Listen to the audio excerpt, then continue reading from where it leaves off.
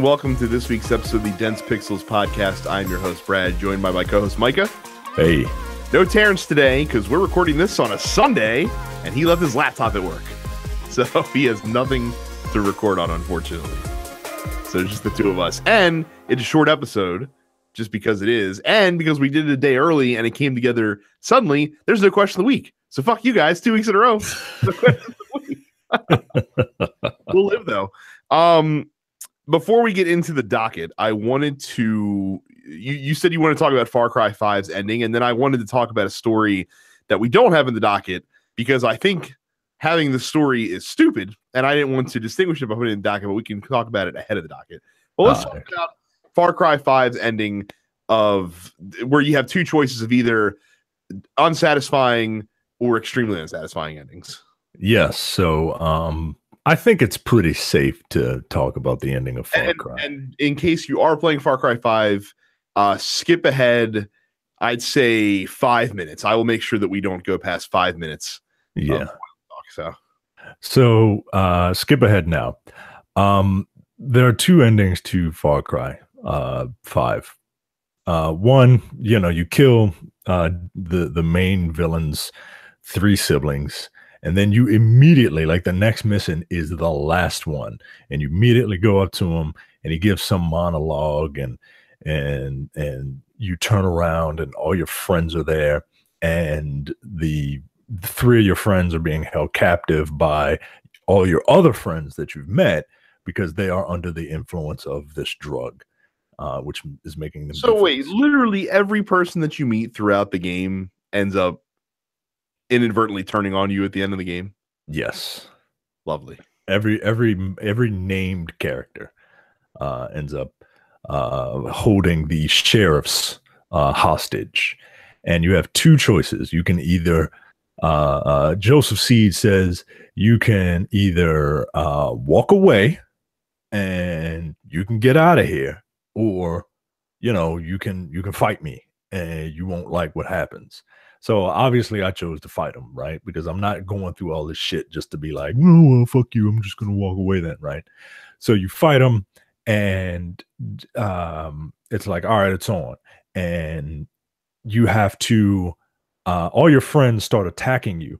You have to kill them and then revive them, because when you kill them, they get knocked out of their stupor, like when Black Widow punches Hawkeye while he's under Loki's control. Like, all you need is just a blow to the head. So you pick them up, and you have to do it for all of them. There's about 12 of them that you have to do it for. Once you do it for all 12 people, you shoot Joseph Seed, and then that's it, right? Then the credits start. And this is the good ending, mind you. You arrest Joseph Seed, and he's spouting on and on about, oh, you ain't gonna like this. And then all of a sudden, you see a mushroom cloud in the background, and it's literally nuclear war.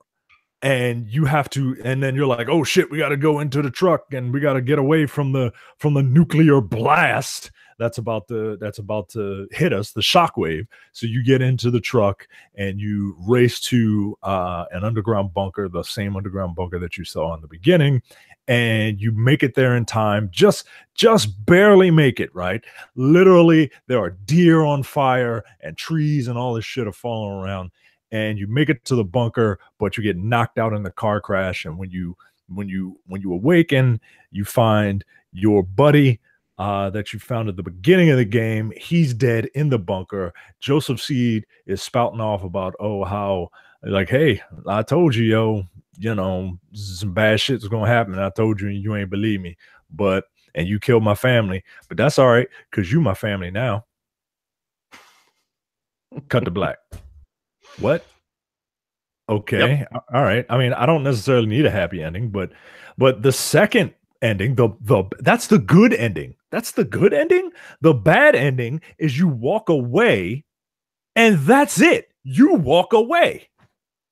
Like the dude is like, hey, I forgive you. Peace. And then you walk away. So either the villain wins, or the villain wins, and there's nuclear Armageddon. Yay! So what the fuck did I do this for? I don't know. I always hate Far Cry endings, man. Like, It- I like playing that game. It's a good thing the game plays well because, like I said, the story that everyone was excited about seems like it was kind of trash. Yeah, it was kind of stupid. So I don't know. I don't know. I'm glad I didn't stick with it. I can tell you that. Yeah, I wish I didn't, because now there's nothing to do. Nothing of substance. Nothing of, you know. You literally have to wait 2 days.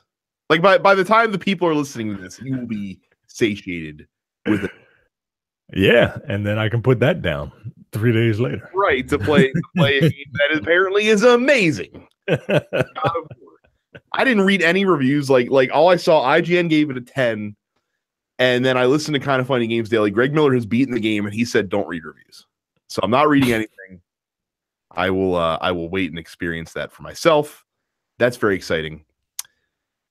You know what else should be exciting but isn't? Rumors of a PlayStation 5. Kotaku reported on rumors of PS5 from sources, saying that it's not due anytime soon. And look, take all of this with a grain of salt right now. Yeah. Take all of it with a grain of salt.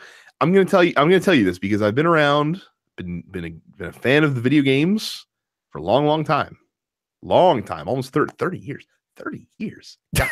Almost 30 years at this point. And like I said, we've been doing this for a long time. We understand the business. We know it. Sony is in no hurry to put out a new console. So sources say that's great. Unless Sony says it, I'm not really buying into it. You know what I mean? Yeah. You know, sources tell me that the sun is going to rise tomorrow. Okay. I mean, this is something that is inevitable, right? Well, and the thing is that there is a lot can change between. Let's assume it comes out in 2020, right? Just for sake of argument, a lot can change in the development cycle between now and then. I mean, it is like when you're developing a console, it is like steering a cruise liner. Like it's not, you can't turn on a dime, but you can turn. Yeah. Totally. And to be fair, like that's what Jason Schreier says. Well, look, Jason Schreier is, you know, he is the guy. Like that's who you go to for scoops, right? Like he knows what's up. And apparently, you know, but of dozens of people that he's spoken to, only 2 of them say that they're quote familiar with plans for the new console. So people are freaking out because, you know, PS5 rumors. It doesn't mean anything at this point. So don't I mean, it literally means absolutely nothing. What are you gonna not buy a PS4? Like, well, maybe I'm not gonna buy a PS4 because I'm gonna hold out for this PS5 that I hear is coming out.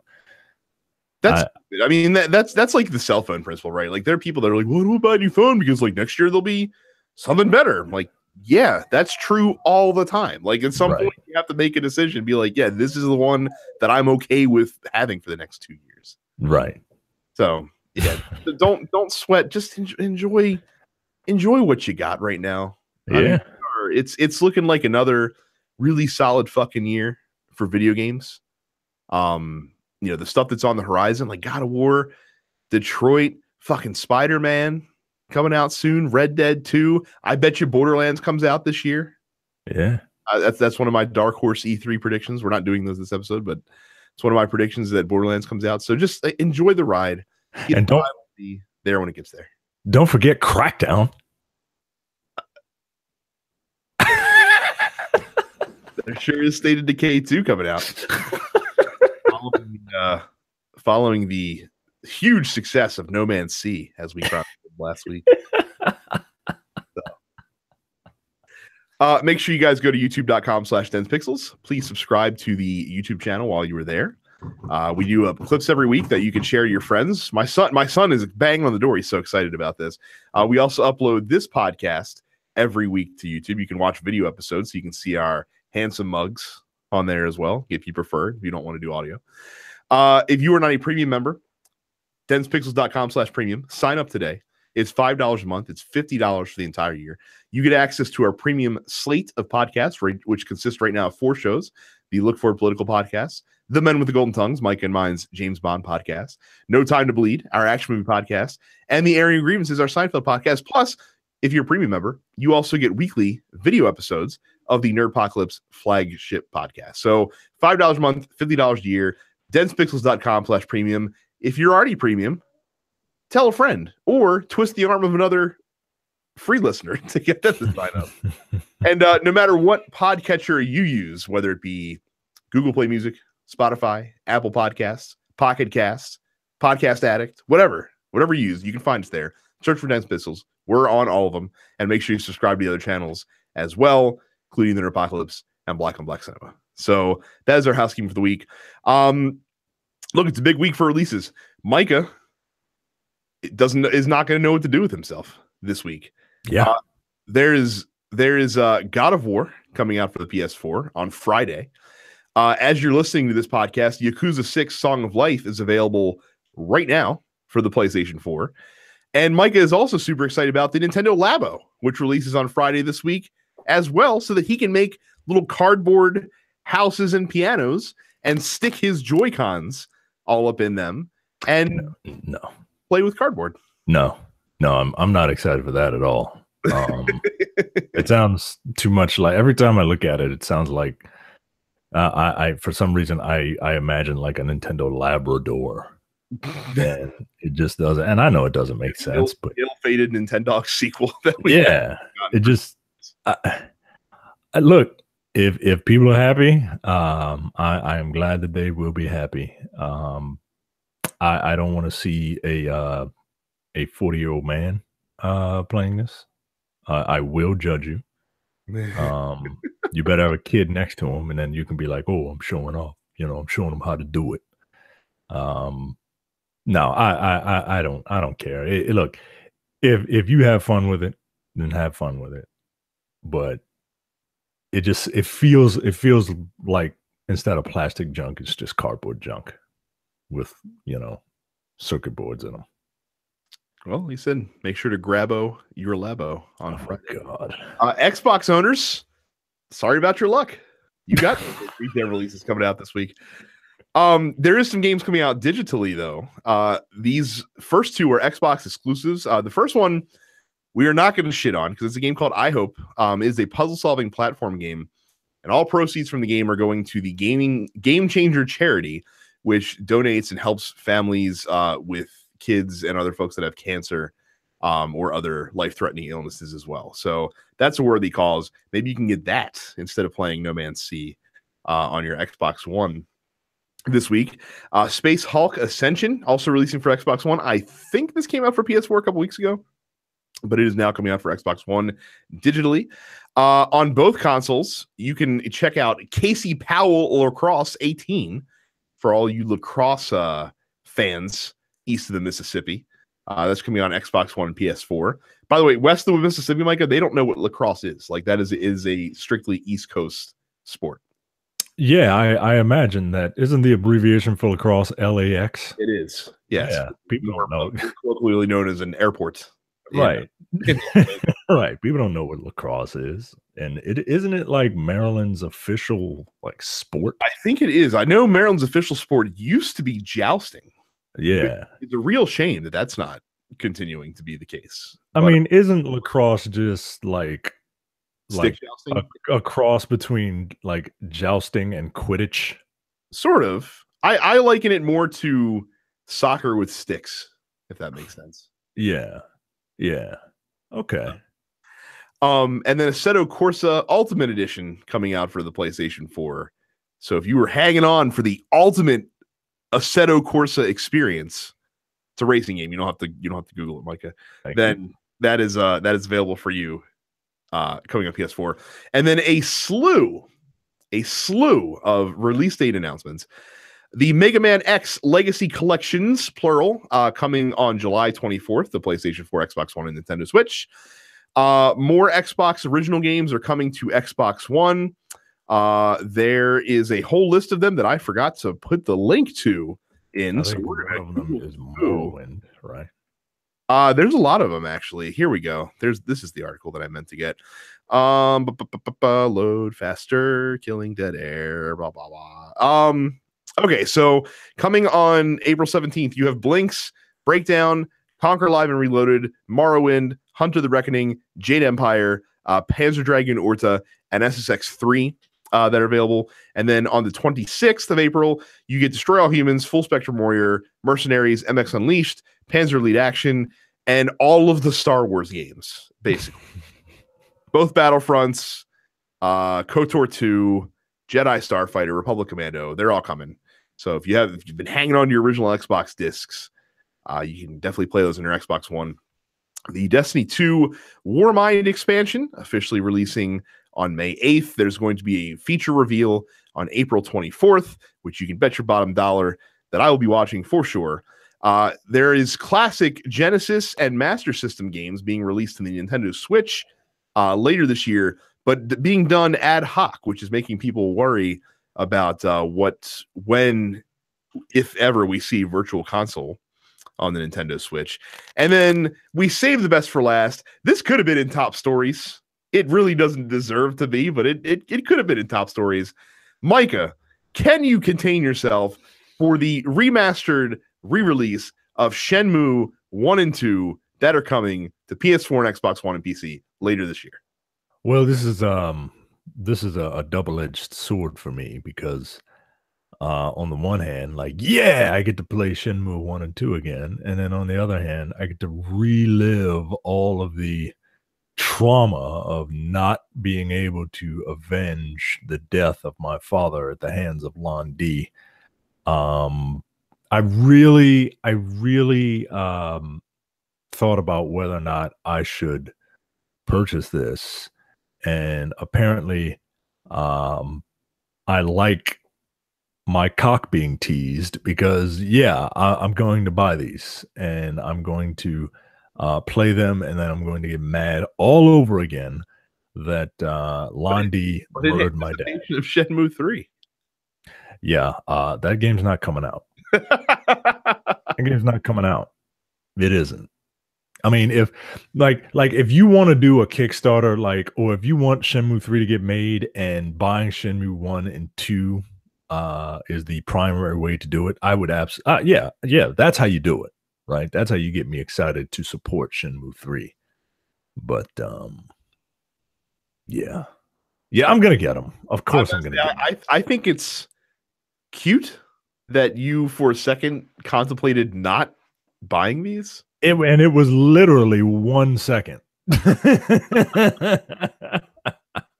Frankly, I'm amazed that you have you rushed so quickly to pre-order the digital version of Spider-Man for fear that it would sell out, that I'm surprised this hasn't happened already.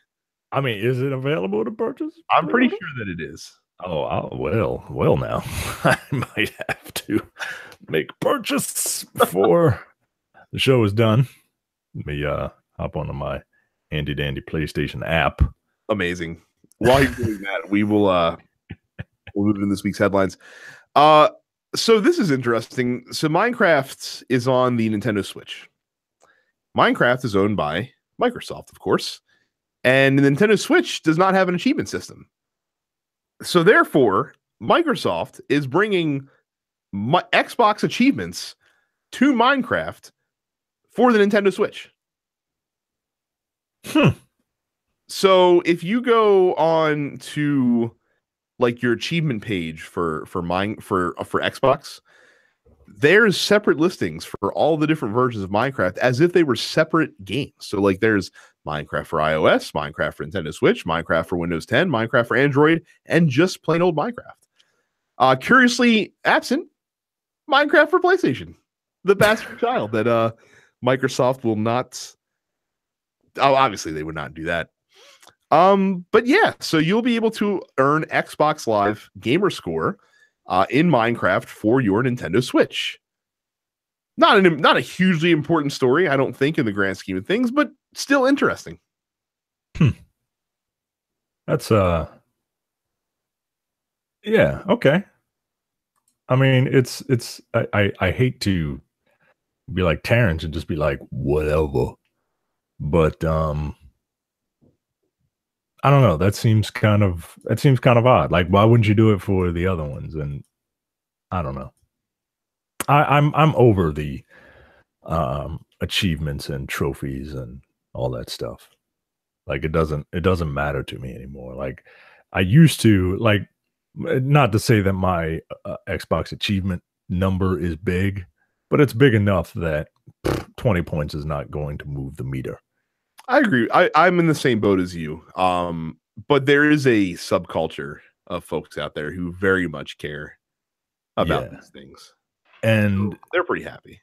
Yeah, I mean that's groovy. You know, you have a game with the one and only achievement listings for the Switch. That's I don't know. I don't know because it's not like there's an achievement number or like it's just achievements within the game, right? Like within the actual software. Mm-hmm. So I mean, like I assume that people who are into it like showing it off, but you won't be able to show it off. I mean, you'll be able to show it off on your Xbox account. Yeah, that's weird. It adds to your gamer score. It's another 2,000 gamer score, bro, that I can get in my Xbox account. Doing that same shit all over again.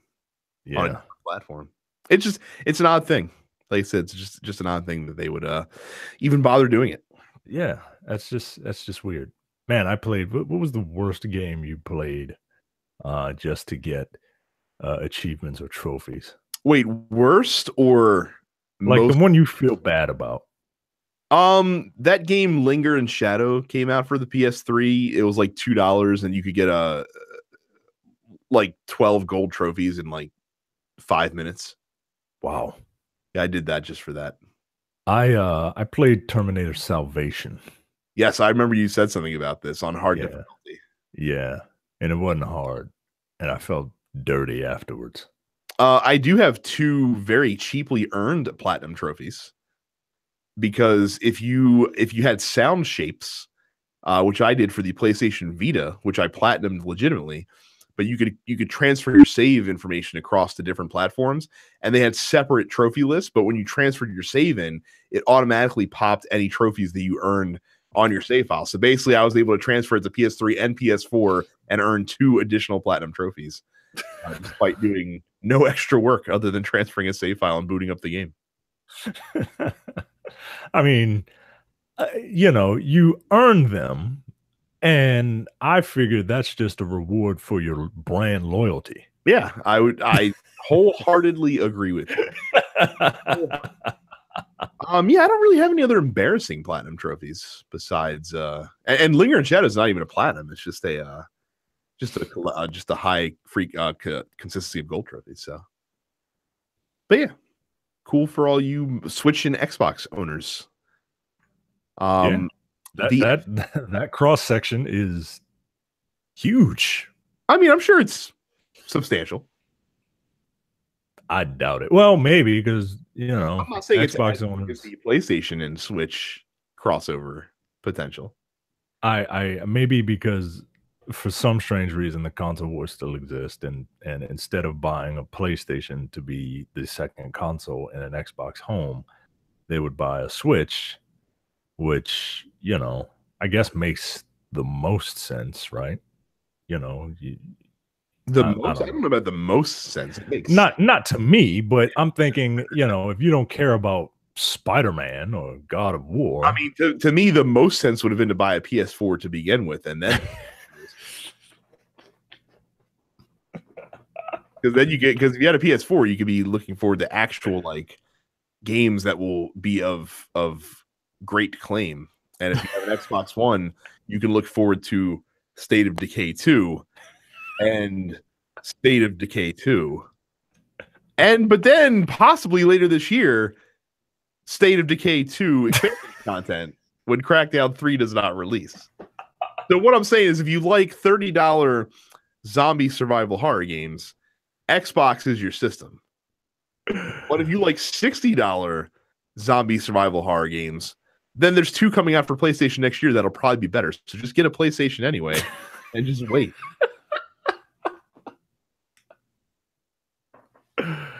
Man, I can't wait for the next console generation, the next cycle when Xbox is on top again, because that's how these things work. These things are cyclical. You are Right. correct. They're cyclical. And Nintendo is just like, while Nintendo is slowly like taking over the minds of young people, so that eventually when us 30 and 40-year-old gamers die off, the world will be run by Carrie and her Nintendo ilk.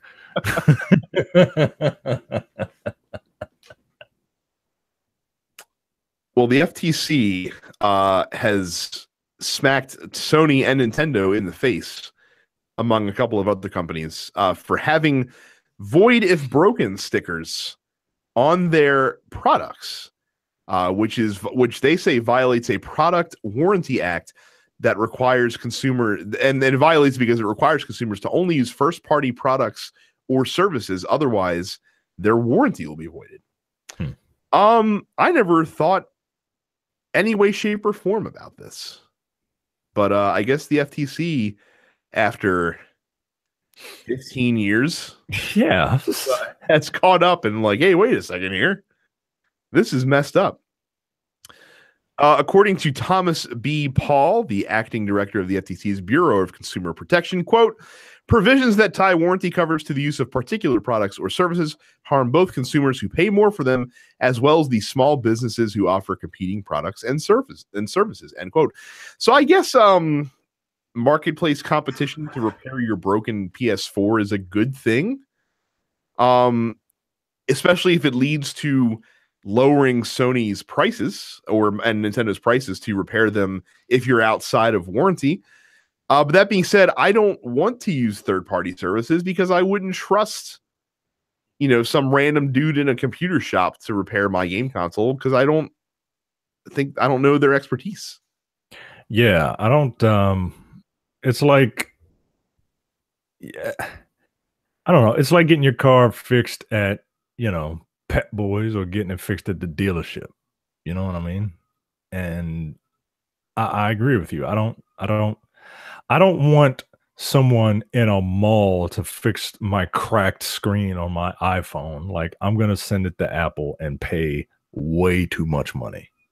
Right, because the job is being done right to a certain specification. Right. And I don't mind paying a little extra. Like, if my electronics break, that is not the time for me to be frugal. I need someone to fix that properly because, it's an important thing in my life. Like, if you broke your leg, you would go to John Hopkins, not Dr. Nick Riviera. You know what I mean? Actually, if you broke your leg, you'd go to Union Memorial. They specialize in extremities. There you go. But yeah, that's fine. Again, not to also be Terrence about this, but whatever. Micah, I know that Yakuza 6 is coming out. Yeah. And I know that God of War is coming out, and you're very excited about these games. So I hesitate to tell you the story because I fear that once I have told you this news that you are going to run out and buy Star Wars Battlefront 2 so that you could take advantage of the new Ewok hunt mode that goes live on April 18th, in which you can fight either as an Ewok defending their village or as a member of the Empire trying to survive, quote, an adorable ambush. Here's how Electronics Arts describes this new mode.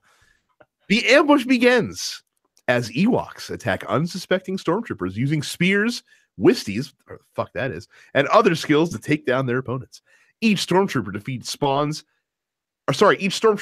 spawns as another Ewok, multiplying until the Empire's forces have been completely eliminated and the Ewok celebration can begin.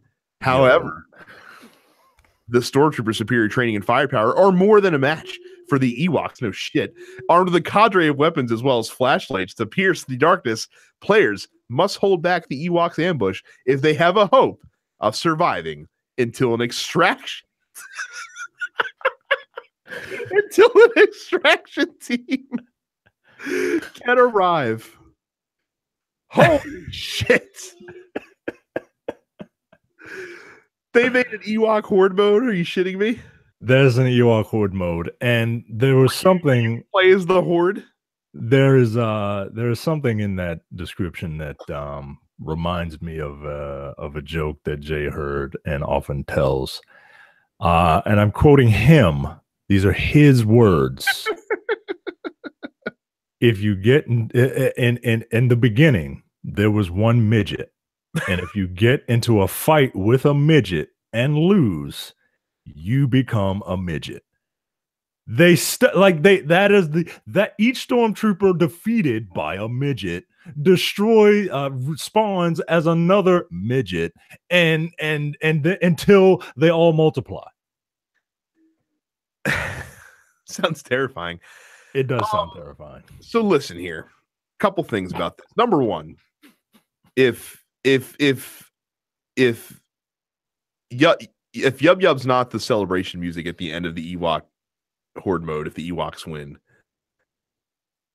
then what are they even doing over there? They're not real fans. No, certainly not. Who asked for this? I mean, and as polarizing as Ewoks are, like, some people hate Ewoks. You know what I mean? Well, maybe that's the point, right? To some people love them, some people hate them. If you hate them, you get to play as the Empire and, kill them. Or if you love them, you get to, be an Ewok. But I gotta believe that the people who hate Ewoks would not want to play this, because if they lose, they turn into an Ewok. I also enjoy how somehow the description frames the Ewoks as like the villains in this mode, basically. I mean, they kind of are. I don't disagree with you. I just would like to know how in canon this mode works, because as we find out, the Ewoks did not get their superior tactics until the rebel soldiers were able to coordinate with them to take on the rebel ambush. Because until that happened, they were grits for the mill, if I recall, of the Empire takeover of the Moon of Endor. This is silliness and whatever. I mean, it's cool they're adding this content to it, I guess. I mean, but what do you think of the actual like if you are the Empire, you're some lowly stormtrooper and you die, you respawn as an Ewok. Does that mean that you are automatically on the other team? And it does, because then your objective shifts to trying to ensure that the stormtroopers get defeated. What do you think of that gameplay mechanic? Because in horde modes, you don't switch sides. So apparently there was a mode in Halo, something called Infection, that worked in a similar fashion. It depends on how balanced it is. Like if the stormtrooper extraction rate and the Ewok win rate is something around, if they can get it close to 50-50, then that's a worthy gameplay mechanic. But if it's weighted in such a way that the Ewoks win 80% of the time anyway, yeah, or vice versa, then that's no good. Yeah, I just don't. Because then at that point, why wouldn't you just eat an easy death and then just play for the winning team? You know what I mean? Right. That's what I'm trying to get at, man. Like, I don't understand. I don't understand the balance here. This reminds me, there's a board game, famous board game called Betrayal at House on the Hill. That is a game that you go through and you do stuff as a team, but then eventually the game will trigger what's called the I can't remember what it's called in the game, but basically one of the players usually ends up being like a secret traitor that even they didn't realize they were a secret traitor until this very specific thing happened. And I remember the one game that I played of this, it was like a vampire thing where like one of our teammates became a vampire, and if you were killed by them in a particular fashion, you also became a vampire and started playing for the vampire team. But it wasn't clear to me what my motivation was once I became a vampire. Like do I win if I achieve victory for the vampires, or do I lose anyway because I was a human to start and then became a vampire? So am I just a loser that has to just go through the motions for the other side? And that's what this reminds me Yeah, yeah. So I don't know.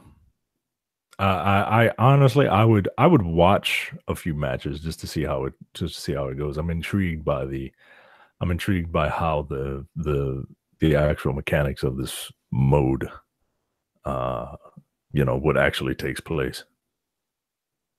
I mean, if you can't crush ATSTs with two giant tree trunk logs that come in from opposite directions, then what is the point? right? Like what are you like they fought the Empire with sticks and rocks, Like, are they gonna have sticks and rocks?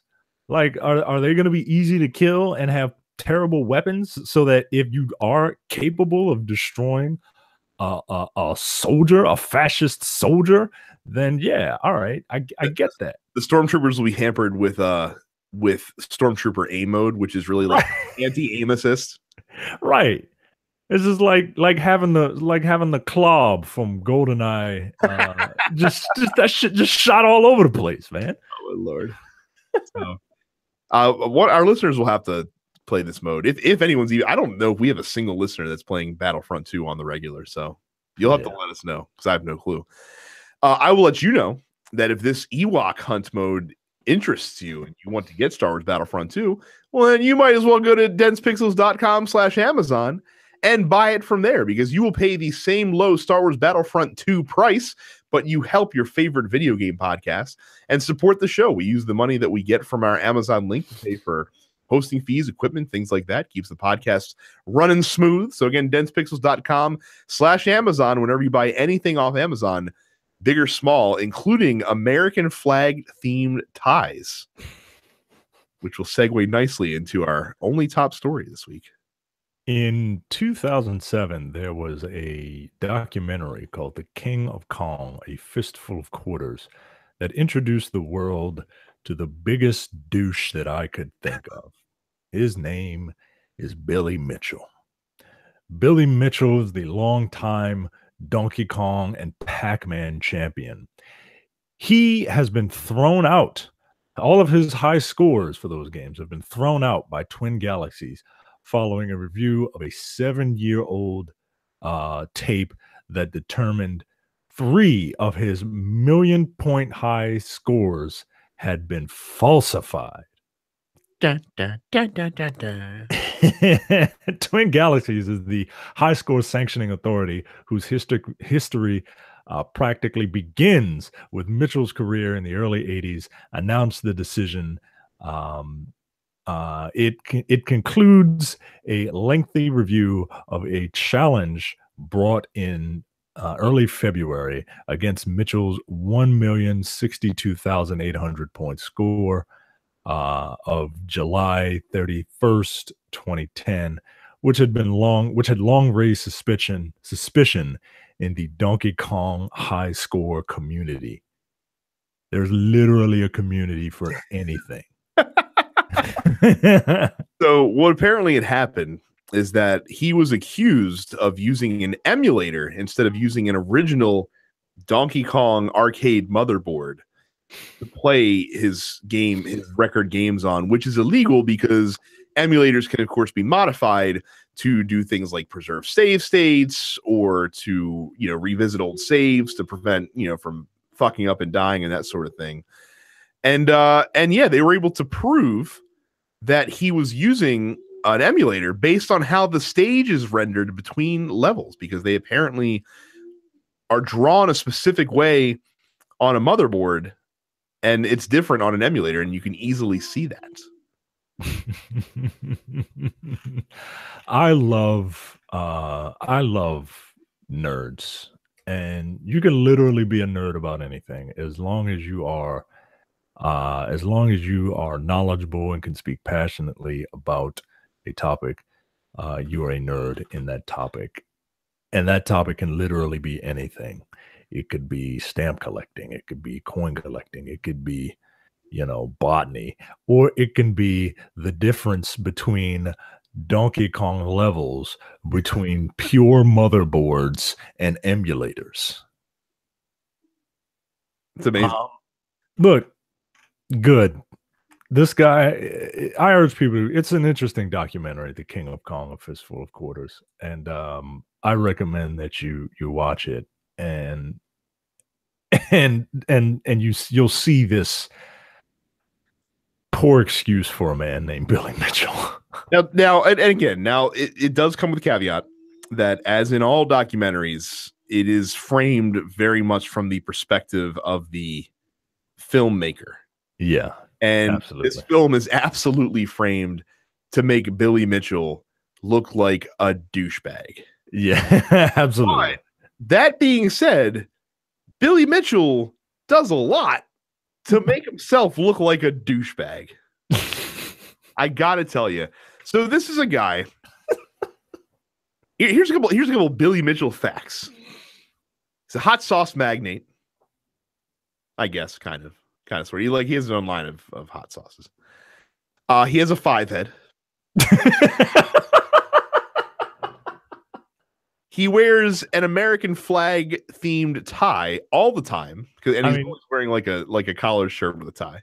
I mean, that's about the just the most douchey thing I could ever think of. And he also looks like he is eternally trapped in the year 1983 as far as his physical appearance. And he thinks he is the hottest shit walking on the planet fucking Earth. It is like the stereotypical like 1980s villain who generally has the one sidekick that is like completely loyal, and this guy has and then the villain who is just full of he shampoos his flowing mane with hubris. You know what I mean? Like he's just a dick. He's just a dick, at least from what I could tell. Like he's from this place in Massachusetts, dick. And if you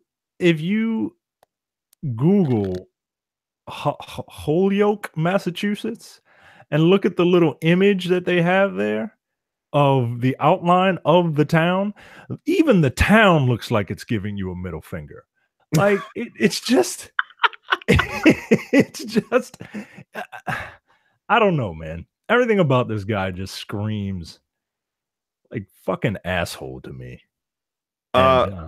Micah, I can't believe that I'm saying this right now. This might be the first time this shit's actually ever happened. Breaking news. Billy Mitchell has released a statement of literally 20 minutes ago. I shit you not. Addressing this. I will read it verbatim. Quote, I've been asked to address things that are recently in the media. The fact of the matter is, now that there's a true professional due diligence being done to investigate things that happened as far as 35 years ago, in a professional manner, not in a shock jock mentality designed to create hits, we will show that everything that has been done, is Donald Trump saying this shit? Everything is done professionally, according to the rules, according to the scoreboard, the integrity that was set up, this is bizarre. Like, oh my God, not 2014 forward by the current regime, or sorry, not 2014 through forward by the current regime who wants to reach back 35 years. Everything will be transparent. Everything will be available. I wish I had it in my hands right now. I wish I could hand it to you, but it's taken a considerable amount of time. Witnesses, documents, everything will be made available to you. Nothing will be withheld. You absolutely have my commitment to that. We've been at this since 1982, and it's not going to stop now. Sad.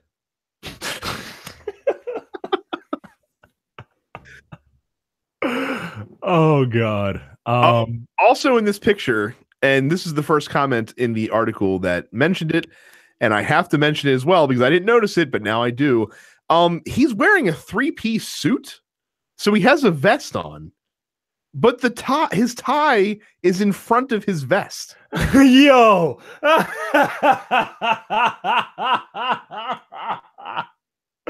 Oh shit.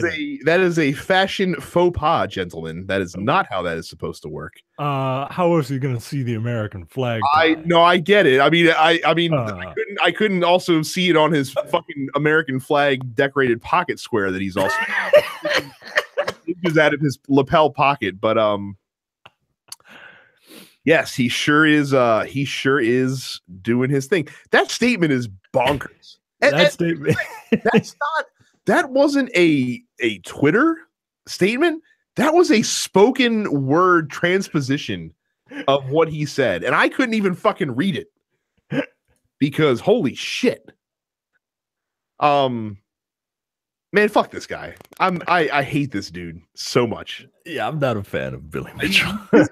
Douchebag. He's a smug looking douchebag who the only thing going for him, like you said, he has a luxurious flowing mane of dark hair and a glorious beard. That's the only positives in his direction. He looks like a douche. He is a douche. I'm glad that he was caught cheating because that's hilarious to me. Yeah, because that's what this is, folks. He's a cheater. Of course he's a cheater. Of course he's a cheater. And not only that, so like if you also go back and look at the documentary and read up on his history, he's also has what's considered to be the first perfect game in Pac-Man history. And how that is, there's a certain score threshold in Pac-Man that you can reach, that you have to reach, and then the game like kills itself. Like it can't go past that certain score.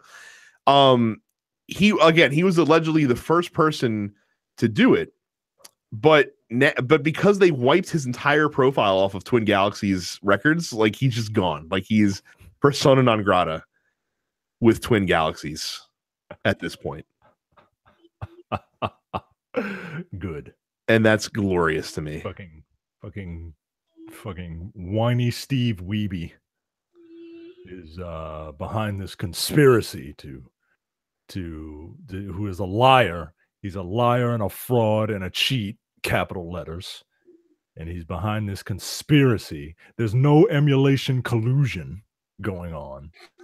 And I will be, what is it? I wish I had it in my hands right now, but it's taking a considerable amount of time. Witnesses. I got witnesses, documents, and everything will be available to you. Come on, man. Come on, yo. Just fuck you, dude. Glad you got caught cheating. Cheater. Straight tall Peter Dinklage. Yo, was that who Peter Dinklage was trying to be in Pixels? I think so. Yeah, I think that's I think that's what he was going for. I assume, because I've never seen that film and never will ever. Oh shit. So yes, Billy Mitchell, you are an awful, well, I don't want to say you're an awful human being because I really don't know, but you're a douchebag.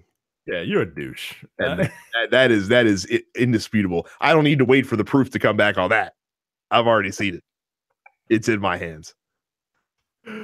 Oh, that probably would have been. I mean, that question. If we did question league, that would have been the question. Please, how big of a douchebag is Billy Mitchell? Billy Mitchell, big douchebag or biggest douchebag? But as it stands, that is actually it for the show. Again, like we said, a slow news week, and hey, we could use the R&R, especially after the marathon show, delivering you guys Pixelmania 4 last week. Yeah, and next week we'll talk about Yakuza and I'm sure we'll talk a lot about God of War. I plan on putting in a bunch of time in it. I mean, this is a show that consists of 3 huge PlayStation fans and owners. So you guarantee you're gonna get some God of War talk for sure. The biggest PlayStation fan is not here with us today. That's true. He would want us to sing the praises of PlayStation, him being the biggest PlayStation fan that ever was and ever will be. In his name. Terrence is the Bret Hart of PlayStation fans. That's the truth. If you'd like to talk to us during the week, you should get into our Facebook group, densepixels.com/fans, where there is always discussion happening every single day. It's a good time. Check it out if you're not there yet. Leave us a 5-star review on iTunes. If you do it, we will read it on the air when Jay remembers to check them. I don't know if we missed any or not, but Jay is usually one responsible for that. You can follow us on Facebook and Twitter at DensePixels. Like I said, subscribe to the podcast on any podcatching app that you choose.